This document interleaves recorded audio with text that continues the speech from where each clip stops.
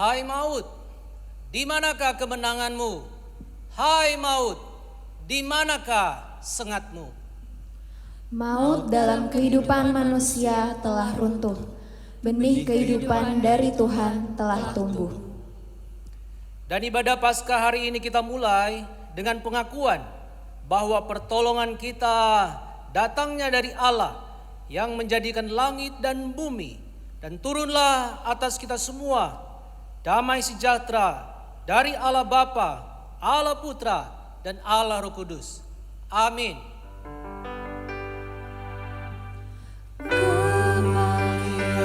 Bagi Bapa, bagi Allah serta Roh Kudus,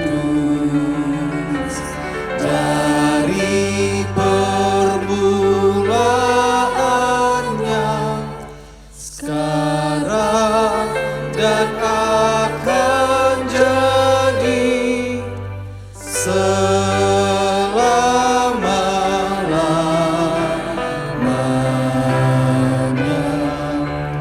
Amin. Dengarkanlah firman Tuhan di dalam Roma pasal 6 ayat 9 dan 10.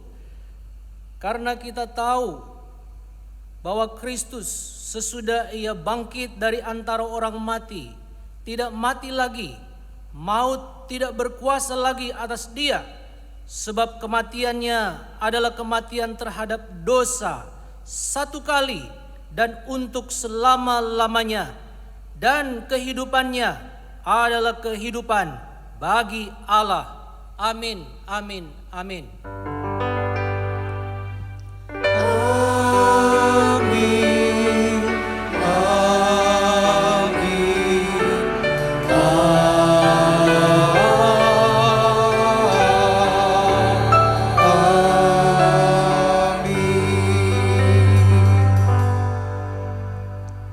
Shalom jemaat Tuhan, bersyukur pagi hari ini kita boleh sama-sama beribadah bersama. Walaupun mungkin saat ini saudara ada di rumah bersama dengan keluarga, tapi saya percaya bahwa hadirat Tuhan dan sukacita Tuhan tetap ada di tengah-tengah kita.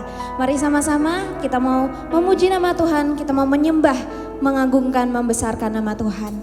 Di masa-masa yang tidak mudah ini, mari sama-sama kita percaya bahwa hanya Tuhan penolong yang setia, dan Tuhan yang memenuhi keperluan kita. Penolong yang selalu setia, memenuhi keperluanku. Tak pernah dia mengecewakan. Yesusku tak pernah gagal. Sama-sama pujikan. Segala perkara dapat ku tanggung di dalam Dia yang memberi kekuatan. Tuhan Yesus penolong dan sahabat, tetap percaya Tuhan setia. Hanya Engkau Tuhan tempat kami berharap, penolong yang selalu setia. Tuhan memenuhi keperluan kita, tidak pernah sekalipun Dia mengecewakan. Engkau Tuhan yang tak pernah gagal. Yesusku tak pernah gagal. Segala perkara dapat ku tanggung di dalam Dia yang memberi kekuatan. Tuhan Yesus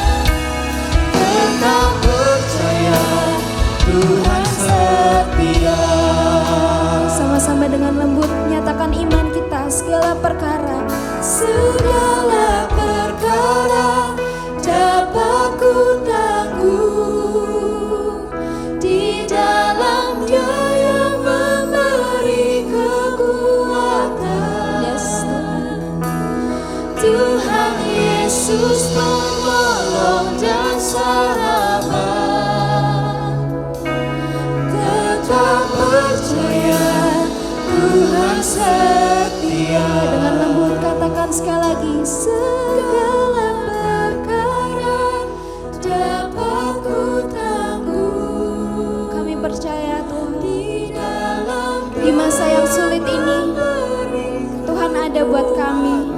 Tuhan memberikan kekuatan buat kami. Tuhan Yesus menolong dan sahabat.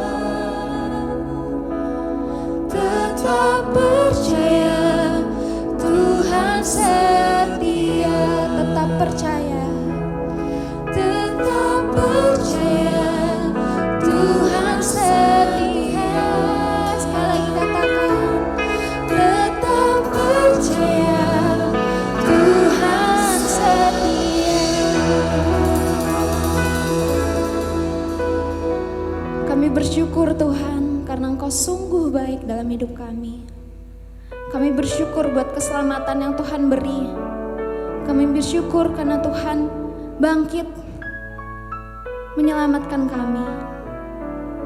Ampuni kami Tuhan, kalau kami sering jauh daripada Tuhan. Kami tidak meresponi keselamatan yang Tuhan berikan buat kami. Di momen Paskah ini kami mau datang Tuhan. Kami mau kembali. Karena kami sadar hanya Tuhan yang mengasihi kami lebih dari siapapun. Mari jemaat, kita sama-sama mau pujikan lagu ini. Sungguh indah kasih Tuhan buat hidup kita semua.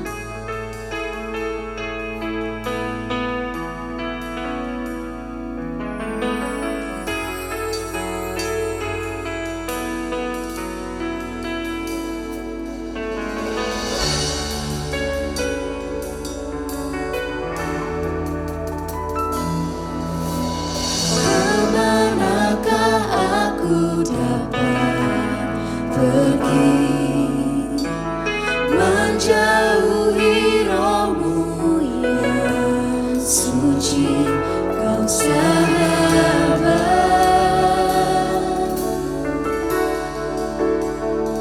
dan kau dekat.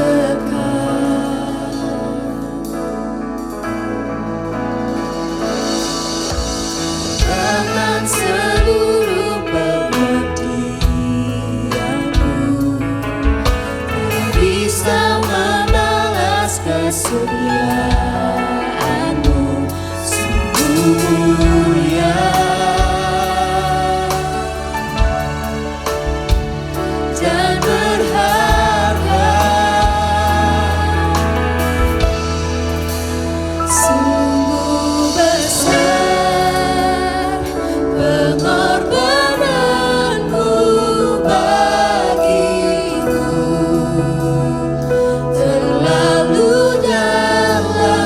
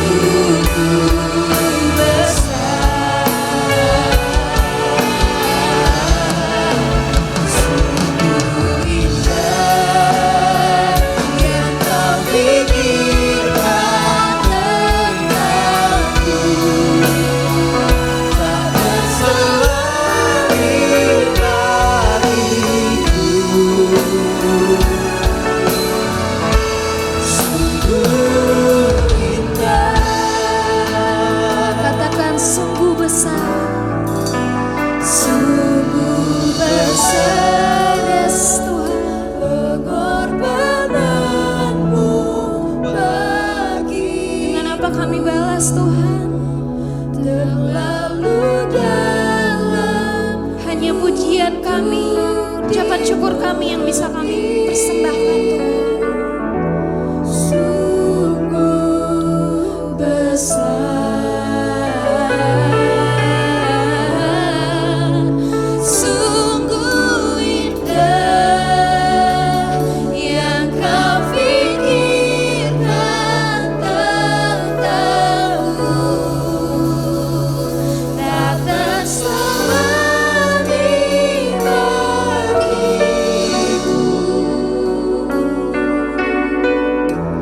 Sungguh indah.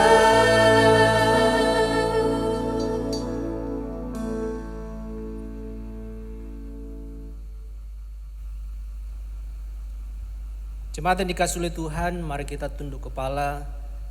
Kita datang kepada Tuhan melalui doa supaya kita boleh diterangi oleh Allah Roh Kudus di dalam pembacaan dan perenungan kebenaran firman Tuhan.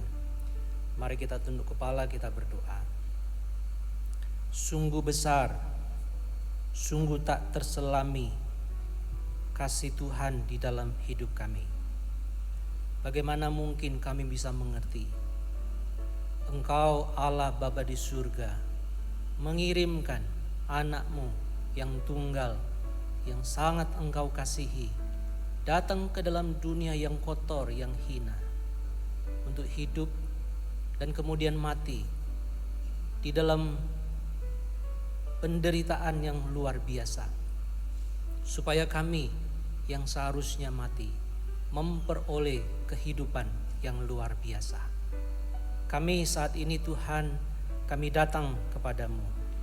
Biarlah tak henti-hentinya hati kami bersyukur atas apa yang Tuhan sudah kerjakan di dalam hidup kami. Ketika kami melihat apa yang Tuhan sudah kerjakan, maka kami akan melihat apa yang akan Tuhan kerjakan ke depan juga adalah sesuatu yang baik dan sungguh sangat baik bagi kami semua. Sekalipun yang ada di sekitar kami adalah hal-hal yang menggentarkan hati kami, yang membuat hati kami menjadi ciut, hati kami menjadi takut apa yang akan terjadi ke depan.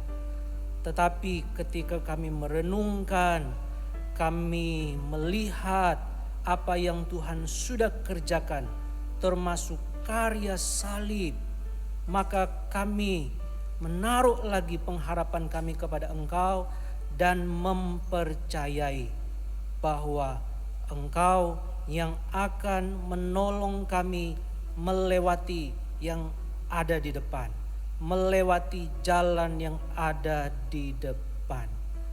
Dengan kebangkitan-Mu, kebangkitan Yesus Kristus, kami boleh berkata, karena Engkau hidup, kami siap menghadapi hari esok. Terima kasih Tuhan, kami saat ini ingin membaca kebenaran firman-Mu. Tuntunlah kami, tolonglah kami, supaya kami boleh mengerti kebenaran firman Tuhan, dan kami boleh menjadikan firman Tuhan ini dasar, landasan bagi kami untuk kami membangun hidup kami yang ada di depan. Berkati hamba-Mu dalam segala kelemahan dan keterbatasannya dia, dan juga berkati jemaat yang ada di rumah-rumah yang mendengar kebenaran firman Tuhan ini. Engkau memberkati mereka, juga Engkau memberkati cara kami di dalam kami beribadah dan mendengar kebenaran firman Tuhan, yang walaupun hanya dengan media yang tersedia, Engkau memakai itu semua supaya tetap lawatan-Mu, jamahan-Mu boleh kami rasakan. Terima kasih Tuhan, kami serahkan waktu ini sepenuhnya ke dalam tangan-Mu. Di dalam nama Tuhan Yesus kami sudah berdoa dan bersyukur. Haleluya. Amin.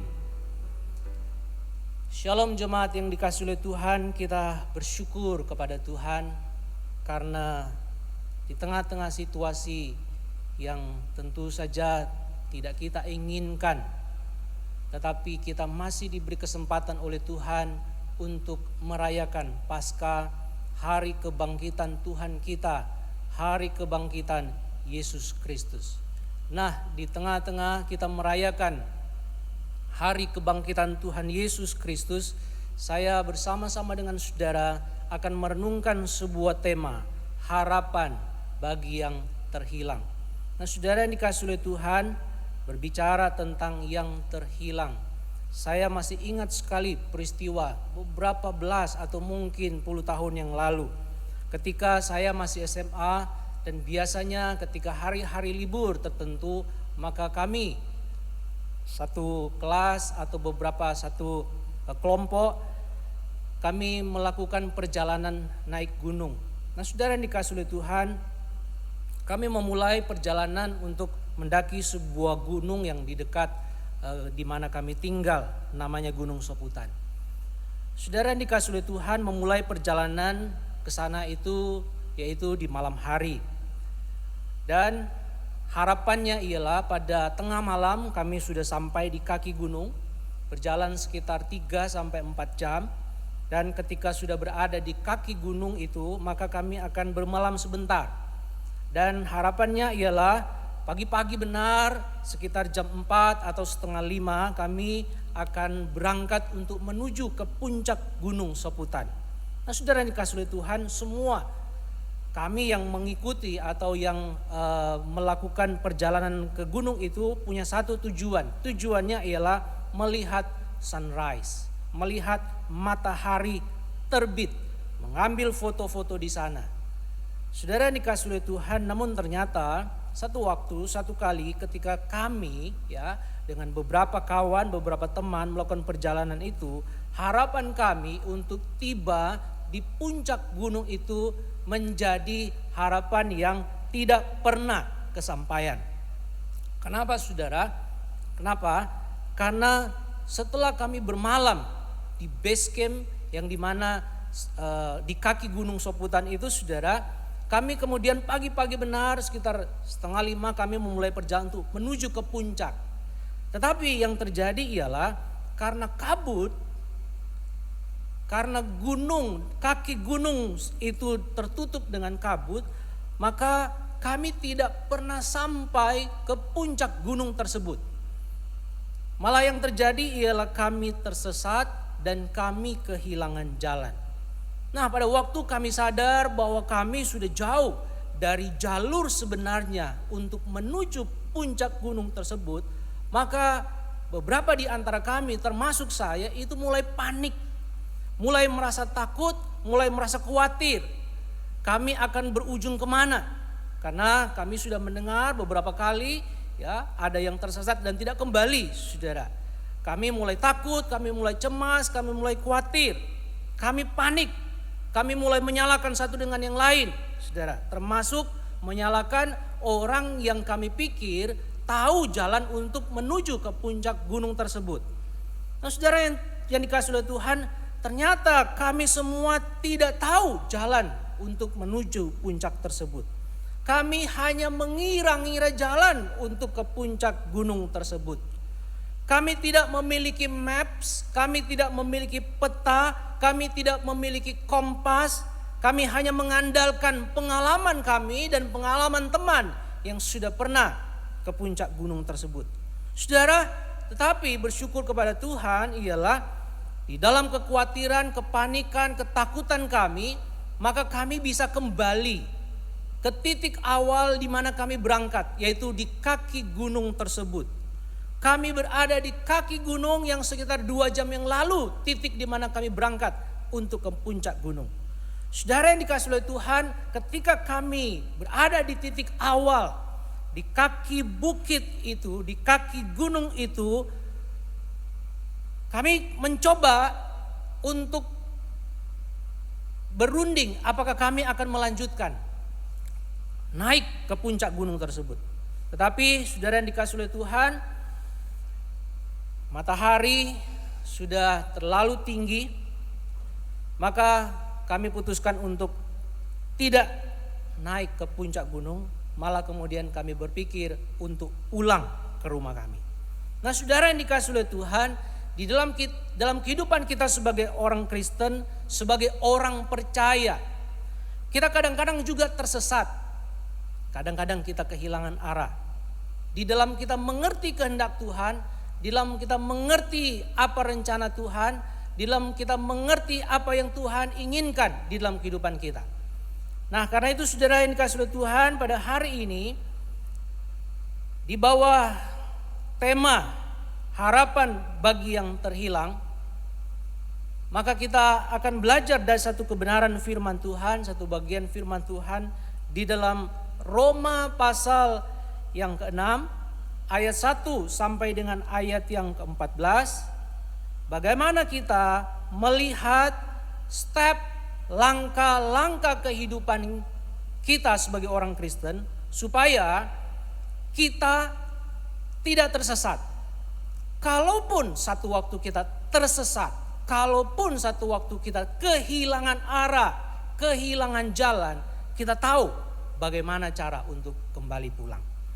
Saya membaca di dalam Roma pasal yang ke-6 ayat yang pertama sampai dengan ayat yang ke-14. Roma pasal 6 ayat 1 sampai dengan ayat yang ke-14, firman Tuhan berbunyi demikian. Jika demikian, apakah yang hendak kita katakan? Bolehkah kita bertekun dalam dosa supaya semakin bertambah kasih karunia itu? Sekali-kali tidak. Bukankah kita telah mati bagi dosa?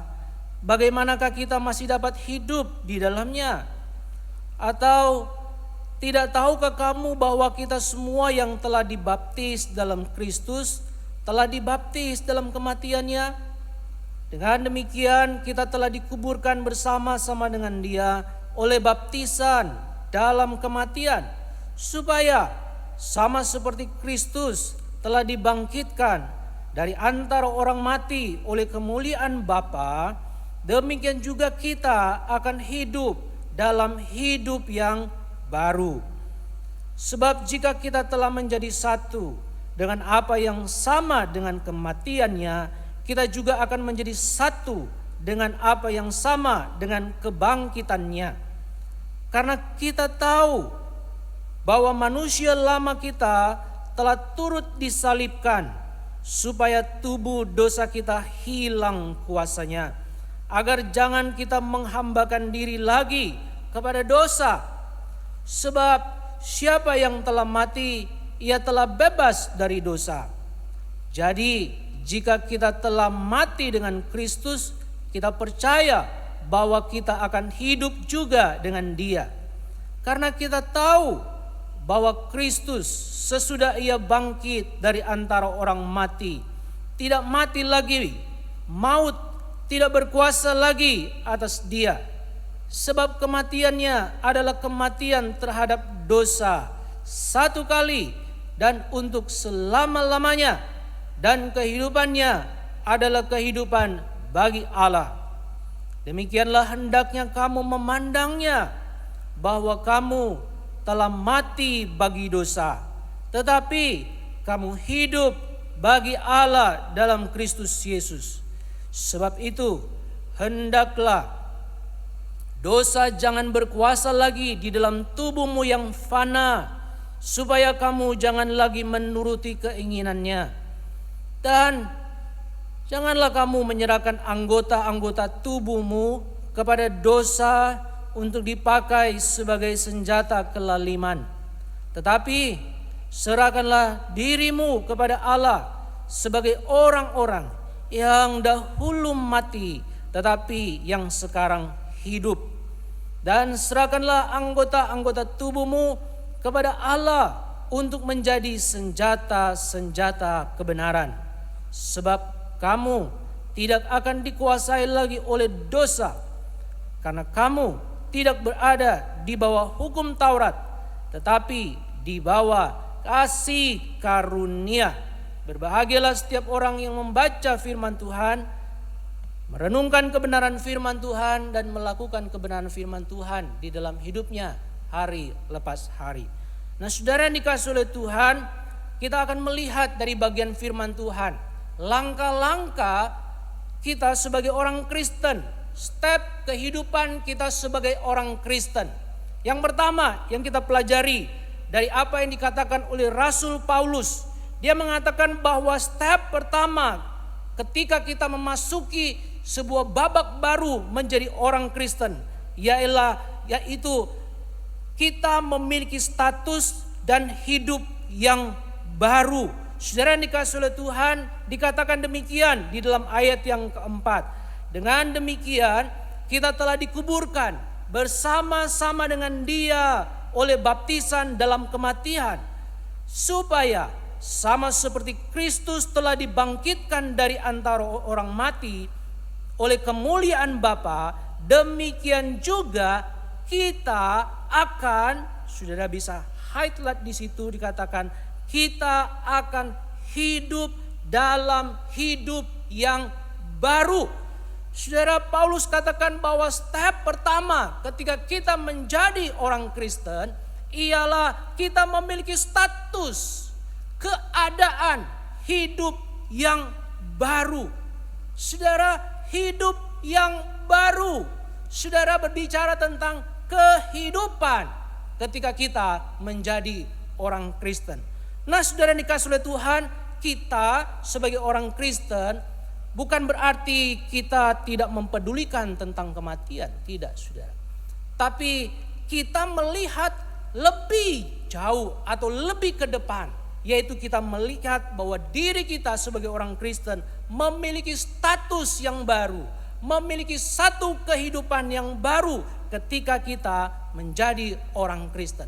Kebangkitan Yesus Kristus, kemenangannya atas kematian, ketika Dia mengalahkan maut, ketika Dia mengalahkan kubur, Dia memberikan satu jaminan kepada setiap yang percaya kepada Dia adalah hidup yang baru. Saudara yang dikasihi oleh Tuhan, ketika kita menyadari, ketika kita tahu bahwa sekarang kita memiliki kehidupan yang baru, maka ketakutan-ketakutan yang mungkin selama ini menguasai kehidupan kita ini kemudian tereliminir. Saudara dikasihi Tuhan, ada sebuah survei yang dilakukan untuk mengetahui apa ketakutan-ketakutan terbesar manusia. Maka dalam survei itu mengatakan bahwa ada 4 ketakutan atau 4 fobia yang paling umum yang menghantui manusia.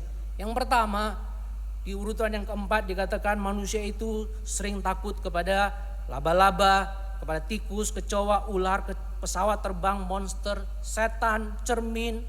Saudara, banyak hal, saudara. Ini yang keempat. Saudara dan saya mungkin yang high phobia, takut ketika berada di pesawat terbang. Walaupun kita tahu bahwa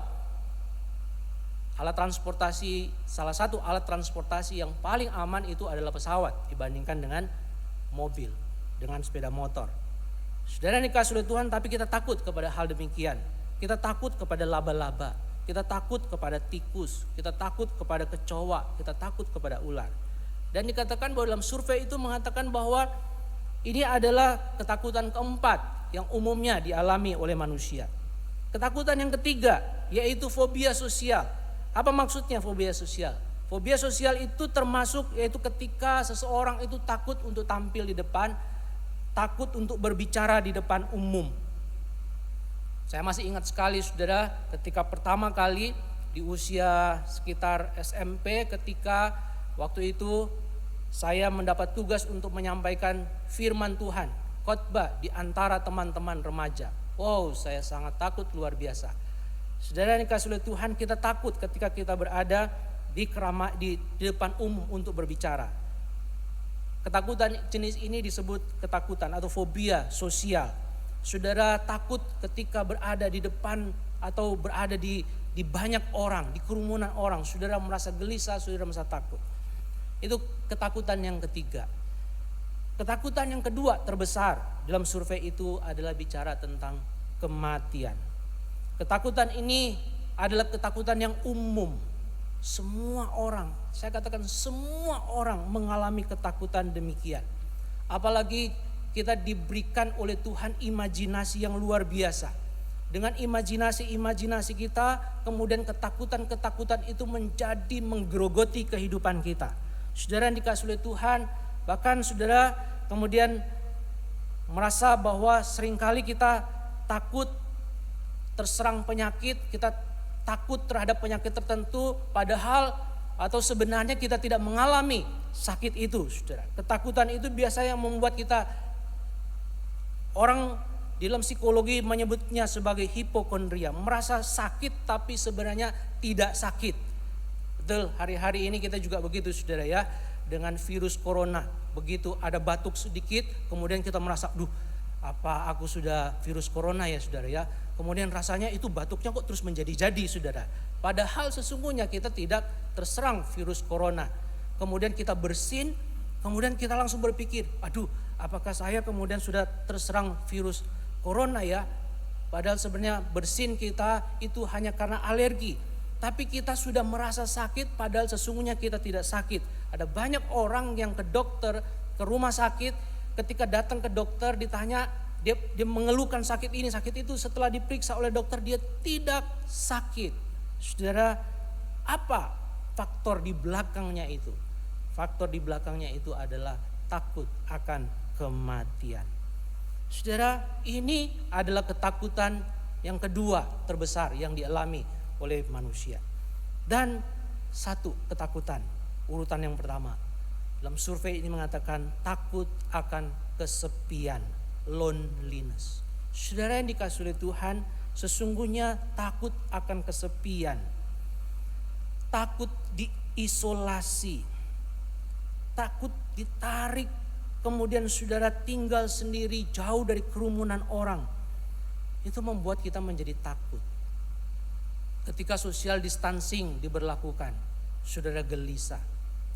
Ketika kemudian ada informasi akan di lockdown, kita akan terasing satu tempat dengan tempat yang lain. Kita merasa takut, kita merasa cemas.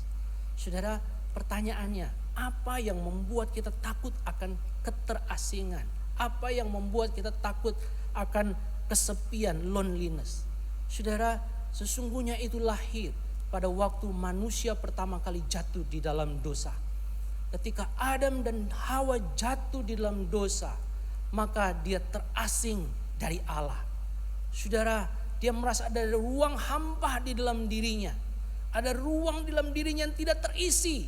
Bahkan dunia ini masuk ke dalam hatinya, dalam hidupnya pun tidak bisa mengganti Allah. Saudara, kita merasa asing. Kita merasa jauh dari Allah. Adam jauh dari Allah dan dia merasa kesepian. Ketika dia jauh dari Allah, dia terasing dari Allah. Dia merasa terasing dengan Hawa. Ketika dia merasa terasing dengan Allah, dia merasa bahwa dengan teman terdekatnya pun dia merasa asing. Bahkan saudara, ketika Adam jatuh dalam dosa, Adam pun terasing dengan dirinya sendiri. Saudara yang dikasihi oleh Tuhan, tetapi kita bersyukur kepada Tuhan. Kebangkitan Tuhan Yesus Kristus, kebangkitannya atas kematian membuat kita memiliki sebuah pengharapan bahwa ketika kita menerima Yesus Kristus, maka status ketika Adam belum jatuh di dalam dosa, memiliki satu relasi yang indah dengan Tuhan dipulihkan. Status itu kemudian dikenakan kepada setiap orang yang percaya kepada Yesus Kristus. Ini yang pertama. Step pertama dari firman Tuhan yang kita baca, bahwa kita yang sudah menerima Yesus Kristus, maka kita mengalami satu relasi yang baru dengan Tuhan, memiliki status yang baru dengan Tuhan, sehingga kita tidak akan merasa terasing, kita tidak akan merasa lonely, kita tidak merasa kesepian, karena hati kita telah dipenuhi oleh Allah itu sendiri. Saudara yang dikasihi oleh Tuhan, ini yang pertama. Mari kita melihat apa yang Paulus katakan di dalam suratnya kepada jemaat yang ada di Roma, sebagai bagaimana kehidupan kita sebagai orang Kristen. Ayat yang ke-6 berkata demikian, karena kita tahu bahwa manusia lama kita telah turut disalibkan supaya tubuh dosa kita hilang kuasanya, agar jangan kita menghambakan diri lagi kepada dosa. Sebab siapa yang telah mati, ia telah bebas dari dosa. Jadi langkah kedua, step kedua kehidupan Kristiani adalah kita memiliki kuasa yang baru.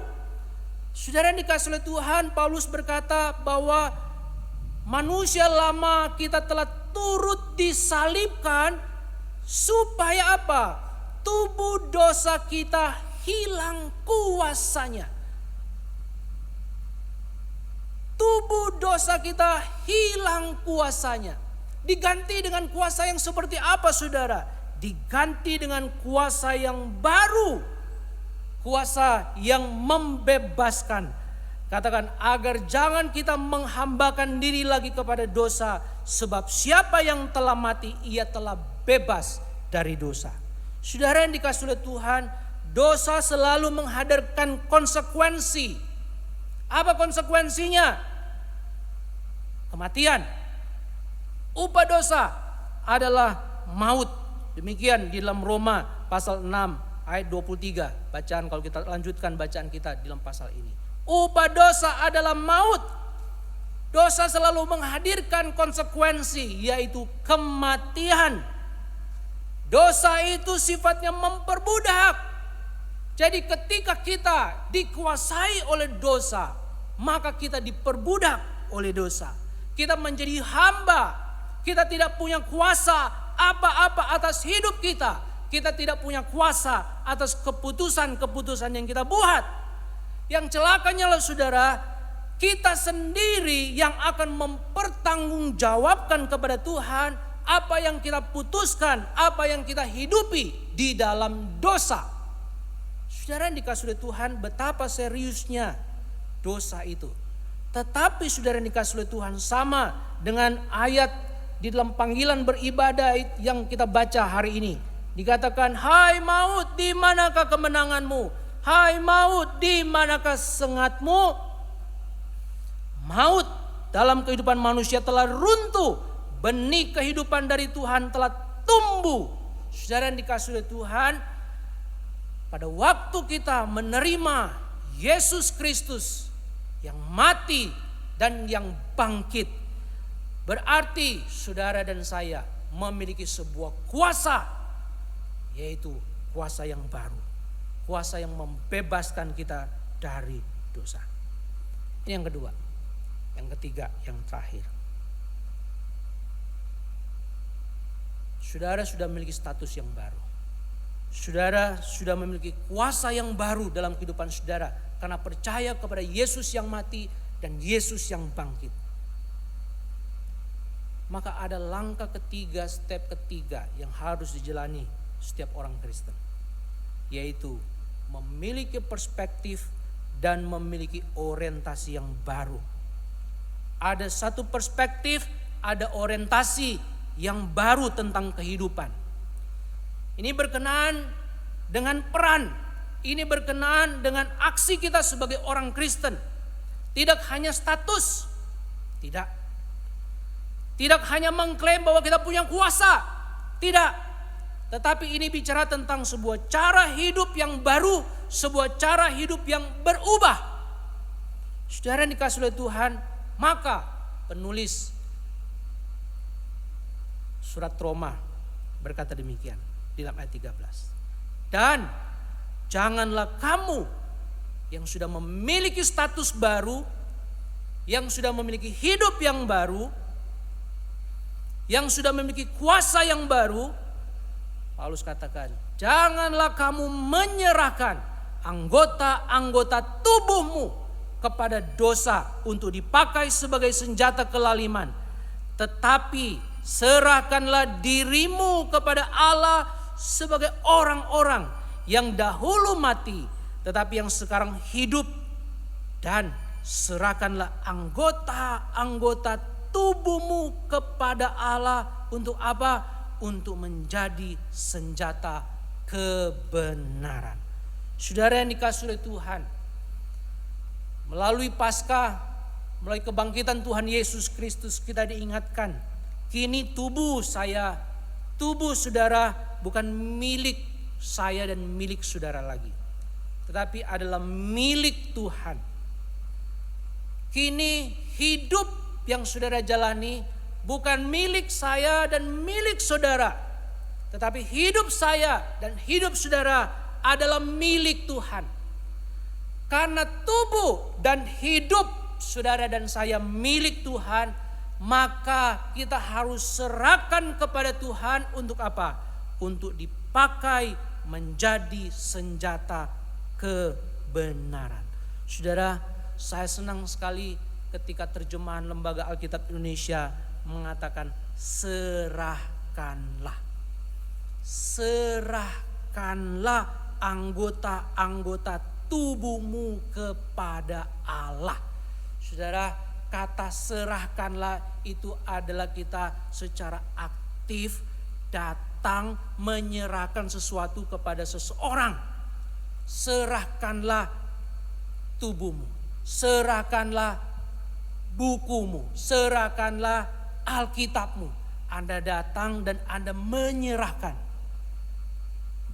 Jadi pada waktu kita sadar, saudara memiliki status yang baru, hidup yang baru, ada kuasa yang baru.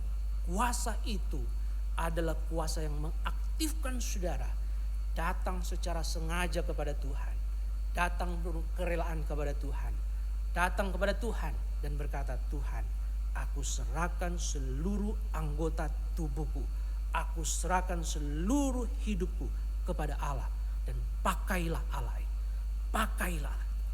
pakailah Bapa untuk apa? Menjadi senjata kebenaran. Saudara yang dikasihi oleh Tuhan, jadi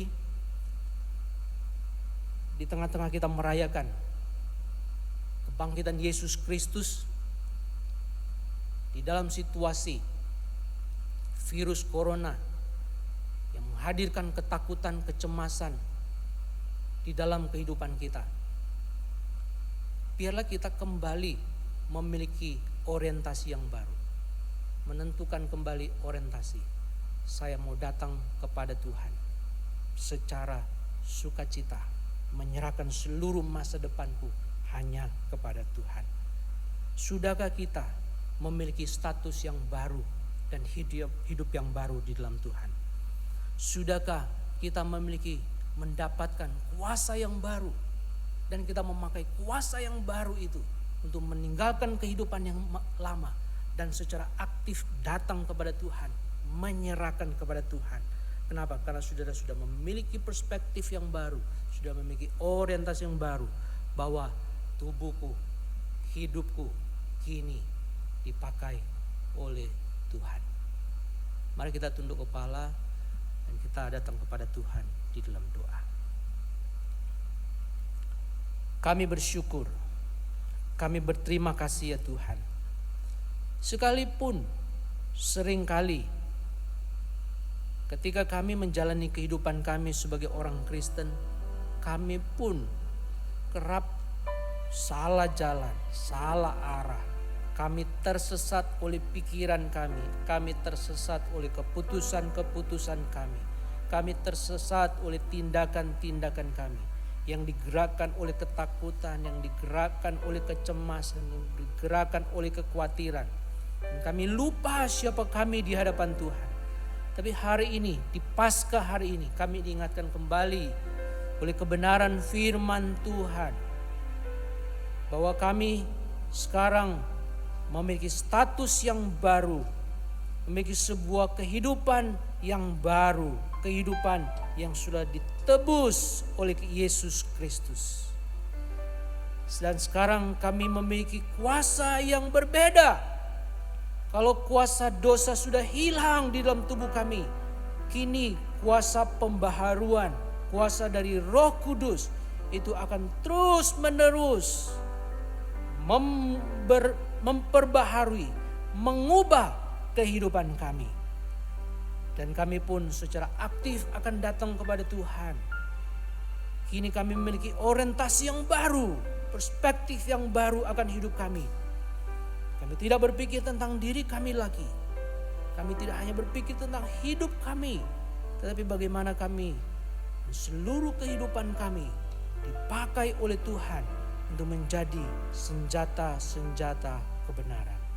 Terima kasih Tuhan, terima kasih. Terpujilah Engkau, Allah kami yang hidup.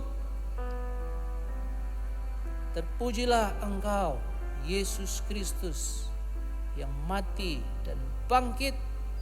Terpujilah Engkau, Allah Roh Kudus yang membaharui dan menghidupkan kami selalu. Di dalam nama-Mu kami berdoa. Amin. Jemaat yang dikasihi oleh Tuhan, sebagai bagian dari jemaat Mennonite seluruh dunia, mari kita berdiri. Sambil berdiri kita akan mengikrarkan komitmen kemuridan kita. Mari kita bersama-sama berkata, kami bersaksi bahwa tidak seorang pun dapat sungguh-sungguh mengenal Kristus kecuali ia yang mengikutinya setiap hari dalam kehidupan. Dan sebagai bagian dari gereja yang marilah kita bersama-sama dengan gereja-gereja di sepanjang tempat dan abad untuk mengikrarkan pengakuan iman kita sesuai dengan pengakuan iman rasuli. Aku percaya kepada Allah, Bapa yang Maha Kuasa, Khalik langit dan bumi, dan kepada Yesus Kristus, Anaknya yang tunggal Tuhan kita, yang kandung dari Roh Kudus, lahir dari anak darah Maria, yang menderita sengsara di bawah pemerintahan Pontius Pilatus, disalibkan, mati dan dikuburkan, turun ke dalam kerajaan maut. Pada hari yang ketiga, bangkit pula dari antara orang mati, naik ke surga, duduk di sebelah kanan Allah, Bapa yang Maha Kuasa. Dan dari sana ia akan datang untuk menghakimi orang yang hidup dan yang mati. Aku percaya kepada Roh Kudus, gereja yang kudus dan am, persekutuan orang kudus, pengampunan dosa, kebangkitan orang mati, dan hidup yang kekal. Amin. Mari jemaat, kita sama-sama datang kepada Tuhan untuk menaikkan doa persembahan kita. Terima kasih ya Bapa buat firman-Mu yang memberkati kami, yang membuat kami mengerti bahwa hanya Tuhan harapan kami, dan biar kami tidak melakukan dosa lagi, hidup kami boleh menyenangkan-Mu Tuhan. Kami akan memberikan persembahan yang terbaik, sedikit dari berkat yang Tuhan percayakan buat kami. Biarlah persembahan yang kami berikan ini boleh berguna buat pelebaran kerajaan-Mu Tuhan. Dan kami berdoa untuk setiap majelis jemaat yang mengelola, Tuhan berikan hikmat, kebijaksanaan, hati yang takut akan Tuhan. Terimalah persembahan kami ya Bapa. Kami sudah berdoa dan kami bersyukur. Di dalam nama Tuhan Yesus. Amin.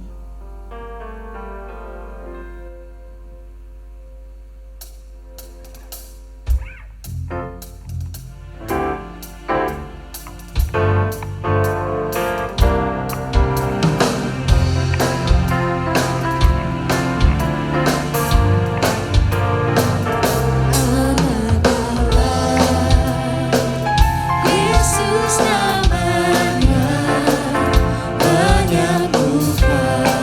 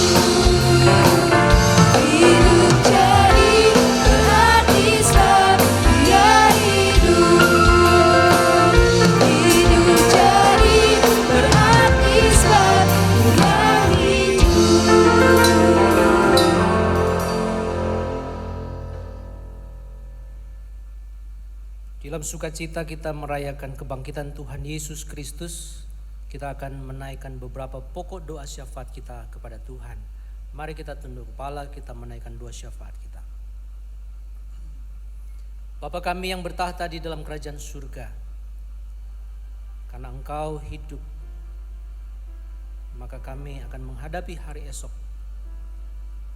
Kami tidak takut, kami tidak khawatir. Sekalipun yang kami hadapi adalah sesuatu yang menakutkan, sesuatu yang mencemaskan, mengkhawatirkan. Tetapi karena kami sudah memiliki Allah, kami sudah memiliki Tuhan yang hidup di dalam diri kami, maka kami akan menghadapi hari esok karena Kristus hidup di dalam kami. Terima kasih Tuhan, biarlah keberanian ini kami punya, kami miliki. Kami tidak gentar, kami tidak dikuasai oleh ketakutan, kami tidak kuasai oleh kegelisahan. Biar jiwa kami tenang di dalam Tuhan. Jiwa kami memiliki damai yang daripada Engkau, sehingga kami pun tahu apa yang harus kami lakukan di dalam situasi hari-hari. Kami dengan hikmat-Mu, kami dengan bijaksana-Mu, kami tahu apa yang harus kami lakukan. Kami berdoa untuk pemerintah. Oh Tuhan, kami berdoa, berseru memohon kepada Engkau. Taruhlah hikmat kepada mereka, supaya mereka dimampukan dan mengambil keputusan-keputusan yang penting berkenaan dengan hajat hidup orang banyak, hajat hidup rakyat Indonesia tengah-tengah situasi ini. Taruh hikmat bijaksana kepada Pak Jokowi, kabinet yang ada. Tuhan tolong, Tuhan berkati. Kami juga berdoa menyerahkan untuk para dokter, para medik yang mempertaruhkan nyawa mereka untuk menolong sesama. Ada kekhawatiran, ketakutan, tapi mereka lawan kekhawatiran, ketakutan itu karena ingin menolong sesama. Tuhan proteksi mereka, Tuhan lindungi mereka. Demikian juga untuk keluarga mereka. Kami berdoa menyerahkan ke dalam tangan-Mu. Kami serahkan untuk rekan-rekan, teman-teman wartawan yang juga meliput berita-berita yang ada. Tuhan tolong, Tuhan jaga, Tuhan proteksi mereka.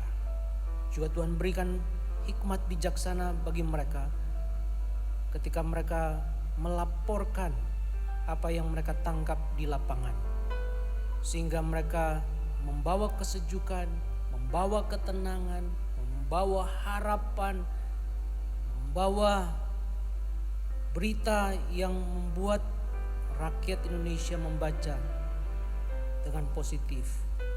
Tuhan tolong mereka semua. Terima kasih Tuhan.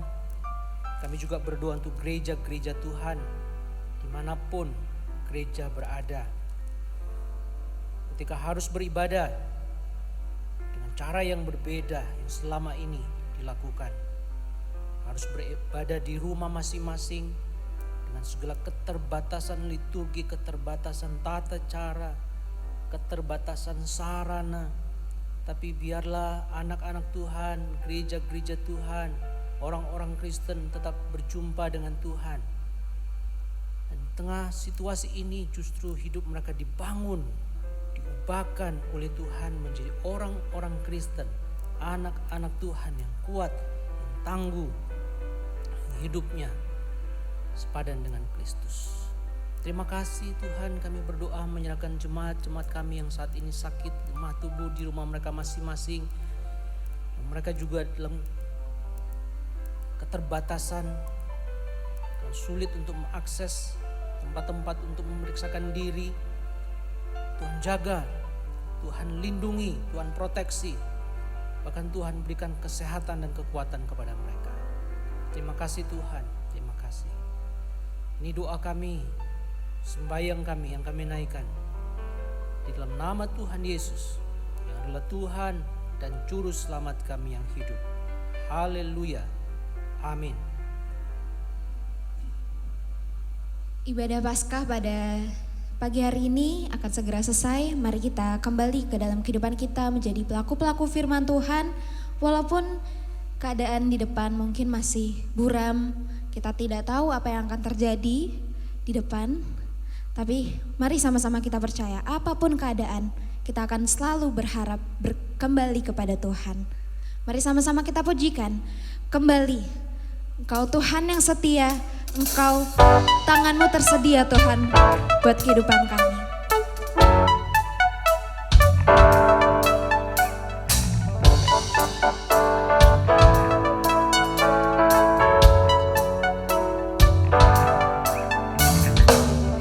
Kau Tuhan yang setia, tanganmu tersedia, memegangku melintasi gelap dunia. Apapun keadaan, hati dan perasaan, tak membatasi kuasamu di dalamku. Kasihmu kepadaku, menerima apa adanya. Dalam kelemahanku, kuasa Tuhan jadi sempurna. Ku kan selalu kembali padamu, yang ku perlu hanyalah Kau Tuhan. Cintamu membuatku mengerti siapa aku yang sebenarnya.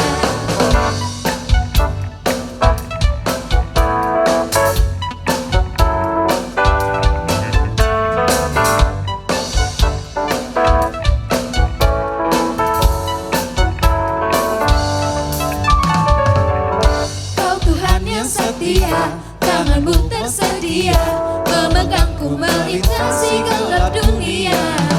Apapun keadaan, hati dan perasaan, tak membatasi kuasamu di dalamku. Kasihmu kepadaku, menerima apa adanya.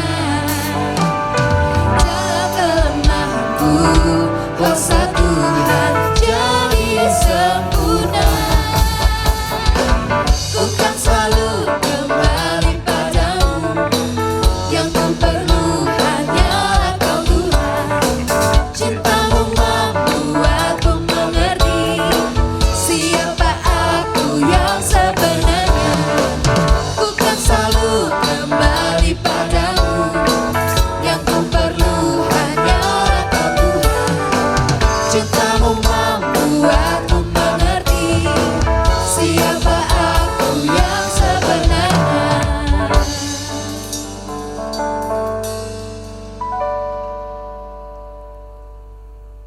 Jemaat yang dikasihi oleh Tuhan, kita sudah beribadah, kita sudah mendengar kebenaran firman Tuhan. Ingatlah bahwa kita sudah memiliki status yang baru, hidup yang baru, dan memiliki hidup yang kekal. Saudara sudah memiliki kuasa yang baru, dan saudara memiliki orientasi yang baru. Dan semua hal tersebut tidak dibatasi oleh tempat. Dimanapun saudara berada, di rumah, di gereja, dimanapun, status baru itu melekat dalam hidup saudara. Dan kuasa itu juga melekat di dalam hidup saudara. Dan orientasi itu, orientasi yang baru, di mana saudara dipakai oleh Tuhan menjadi senjata-senjata kebenaran itu pun berlaku dalam hidup saudara. Dimanapun. Karena itu saudara, terimalah berkat daripada Tuhan. Tuhan memberkati engkau dan melindungi engkau. Tuhan menyinari engkau dengan wajah-Nya dan memberi engkau kasih karunia. Tuhan menghadapkan wajah-Nya kepadamu dan memberi engkau damai sejahtera sekarang sampai selama-lamanya. Haleluya. Amin. Kepada Allah dipuji semua makhluk di bumi, padanya ku beri pujian. Bapa, Anak, dan Roh Suci. Amin.